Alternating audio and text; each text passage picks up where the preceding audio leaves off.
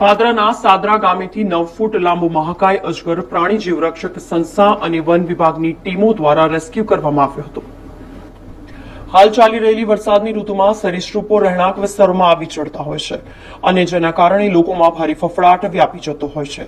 તેવી જ ઘટના પાદરા તાલુકાના સાદરા ગામે જોવા મળી હતી, જ્યાં રહેણાંક વિસ્તારમાં 9 ફૂટનો મહાકાય અજગર દેખાતા લોકોમાં ભારે ફફડાટ વ્યાપી ગયો હતો।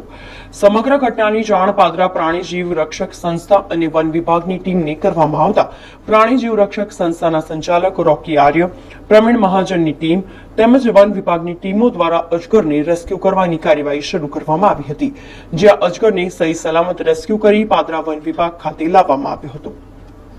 ગઈકાલ રાત્રે અમારી સંસ્થાની હેલ્પલાઇન નંબર પર એક સાદરાથી કોલ આવ્યો હતો કે રહેણાંક વિસ્તારમાં એક અજગર દેખાવામાં આવ્યો છે।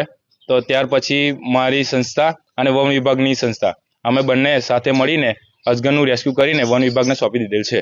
આજ રોજ અમારી સંસ્થાના હેલ્પલાઇન નંબર પર કોલ આવ્યો હતો કે કોઈ નાઇટમાં વન્યને બાઇકની ટક્કર વાગી ગઈ છે। તરત અમે વન વિભાગને જાણ કરી અમારી પાદરા પ્રાણીજીવ રક્ષક સંસ્થાની ટીમનો વન વિભાગની ટીમ સાથે રહી સહી સલામત રેસ્ક્યુ કરી વન વિભાગમાં સોંપી દીધેલ છે। કયા વિસ્તારમાંથી પાદરા તાલુકા નવાપુરા ગામમાં રોડ પર।